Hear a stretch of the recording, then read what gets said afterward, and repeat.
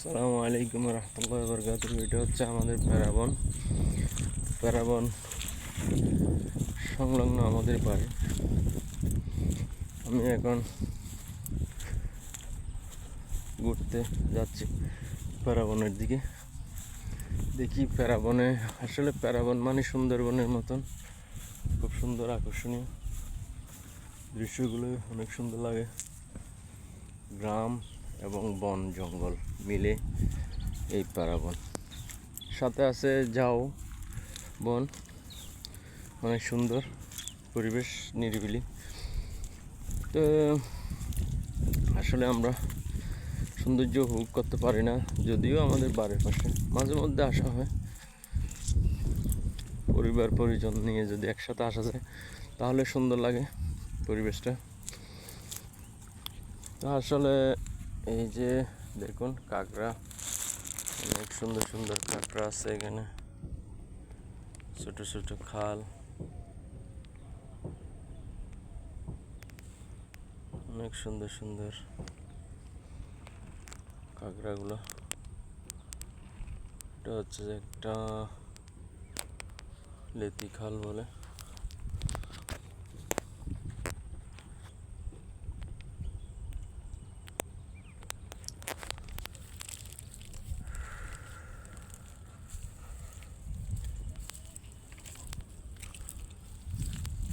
আসলে বন জঙ্গলে না আসলে আল্লাহ তাআলার এই প্রাকৃতিক দৃশ্যগুলো না দেখলে কখনো বুঝবেন না যে আপনি সুন্দর কাকে বলে।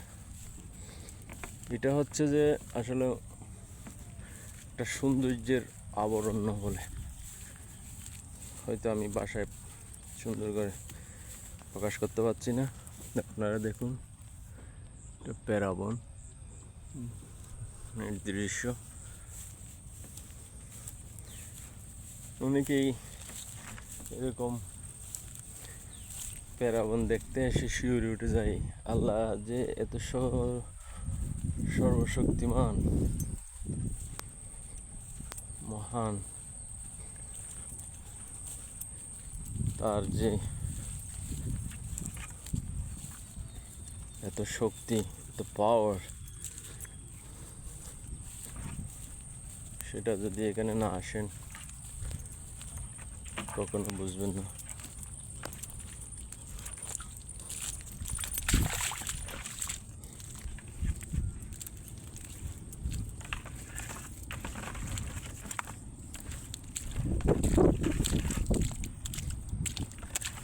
এ ভাই, কেমন আছেন? ভালো আছেন? হ্যাঁ, দেখতে আসছি।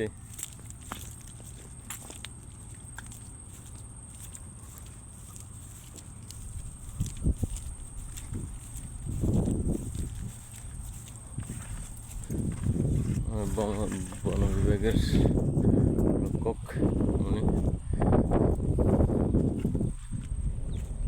উনি পাহারা দিচ্ছেন। আসলে এটাও একটা পাহারা দেওয়ার মতো একটা যোগ্য।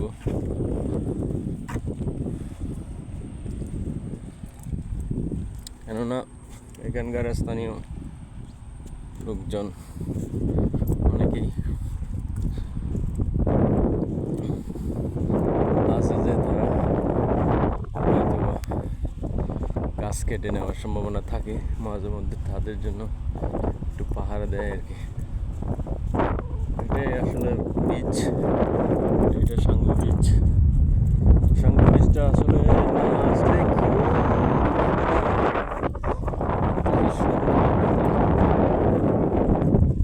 আল্লাহর রহমতের যে জায়গা,